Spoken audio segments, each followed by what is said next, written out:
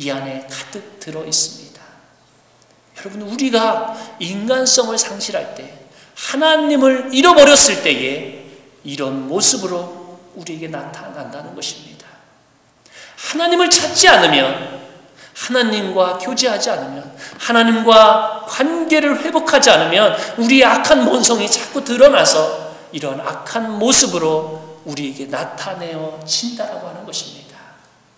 여러분, 우리 안에는 이런 모습이 없습니까? 내 안에는 이런 모습이 없어요? 그렇지 않습니다.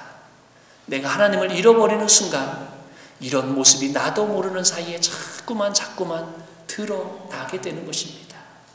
하나님을 잃어버리면, 하나님과 동행하지 않으면 자꾸만 내 안에 나도 모르는 사이에 이러한 악한 모습들이, 내 인간의 상실된 모습들이 자꾸 드러나게 되는 것입니다. 그러므로 교회를 통해서, 예배를 통해서 하나님을 만나야 되며, 교회 안에서의 삶을 통해서 하나님과 교제할 때에 내 안에 상실된 마음을 하나님 안에서 회복하게 되는 것입니다. 지난주에 우리 목사님들하고 몇 분이서 만나서 우리 오레곤 지역에 대한 이야기들을 나눴어요. 그런데 이제 목사님들이 이제 이곳에 몇 만이나 사느냐, 이런 이야기서부터 시작해서 얼마나 성도들이 지금 교회에 출석하고 있느냐, 이런 것들을 이야기를 하고 우리가 교회가 어떻게 행해야 될까, 이런 얘기들을 서로 좀 깊이 있게 나눴습니다.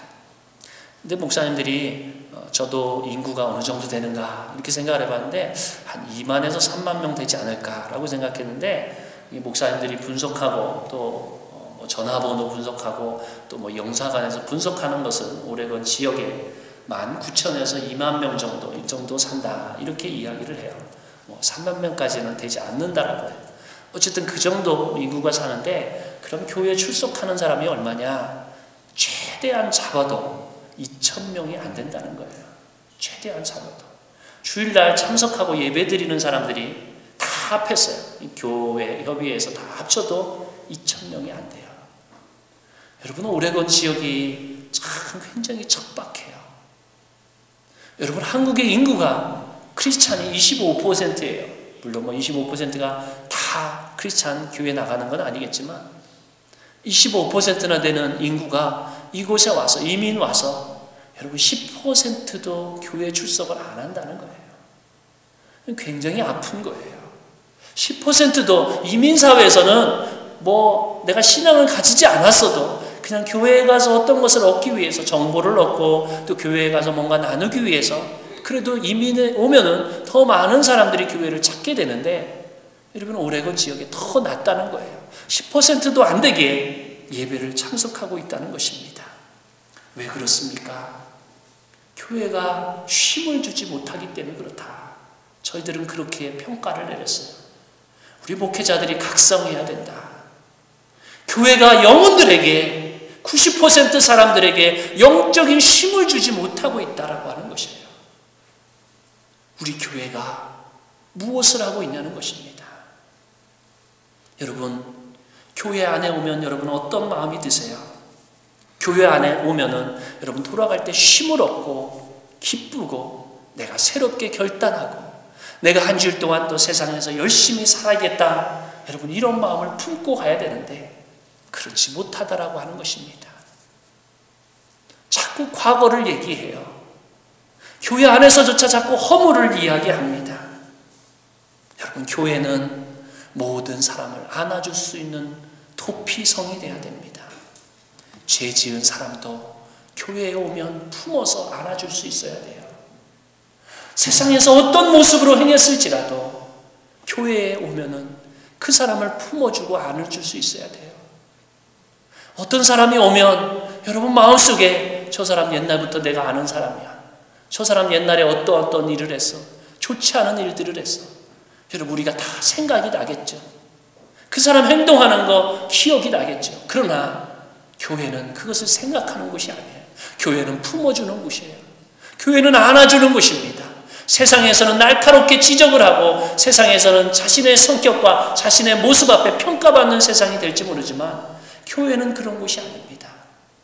세상에서 어떤 풍파를 맞이했어도, 세상에서 어떤 큰 죄를 저질렀어도, 세상에서 다 손가락질을 했어도 교회는 품어주는 곳이에요. 부모님 마음처럼 다 안아주는 곳이에요. 그래 내가 탕자가 세상에 나갔다가 다시 돌아올 마음을 가지고 안아주는 곳이 교회가 되어야 합니다. 여러분, 내가 뒤에서 저 사람을 생각할 필요가 없어요. 저 사람의 행동, 저 사람의 모습, 저 사람이 과거에 어땠는가를 여러분 내가 생각할 것이 아니에요. 하나님이 평가하시는 거예요. 우리는 교회에 와서 하나님 앞에 쉼을 얻는 것입니다. 여러분, 내가 저 사람을 평가하고 내가 저 사람을 비판하는 순간 내 마음이 얼마나 괴롭겠어요. 내 마음이 쉼을 얻지 못해요. 긴장합니다. 저 사람에 대해서 경계하는 마음을 갖기 때문에 내 마음속에 쉼을 얻지 못합니다. 여러분, 내 자신도 쉼을 얻지 못하고 내가 바라보는 눈도 그 사람을 쉼을 얻지 못하게 하는 것입니다. 여러분, 교회가 이런 모습이 되어서는 안 됩니다. 교회는 안아주는 곳이에요. 교회는 과거를 잃어버린 곳입니다. 교회는 내 과거의 죄를 맑게 씻어내는 장소인 것입니다. 하나님도 기억지 않으신다고 했어요. 내 죄를 회개하는 순간, 내가 예배드리는 순간 내 죄는 맑게 씻겼고, 내가 예배 자리에 나가서 서로 교제할 때는 서로에게 천사와 같은 마음으로 서로를 대해야 되는 것이 바로 교회인 것입니다. 그래서 내가 조금 못할 때에도 좀 교회 안에서이기 때문에 내가 할 수 있는 것이에요. 내가 자랑치 못할지라도 하나님 앞에 기뻐할 수 있는 것이 바로 교회가 되어야 하는 것입니다. 오늘 여러분, 이 교회 안에서 영적 쉼을 얻는 시간이 되기를 간절히 바랍니다. 여러분, 내 자신을 내려놓으세요. 좀 평안하게 지내세요. 교회 오면은 내 마음 다 내려놓고, 하나님, 저 왔습니다. 사람 눈치 많이 보지 말고, 세상처럼 이 사람 저 사람 생각하지 말고 내가 하나님 앞에 내려놓으면 됩니다.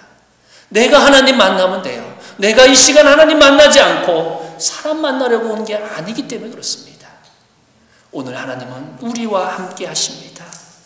슬픔과 절망이 있을 때 하나님은 나를 위로하시는 겁니다.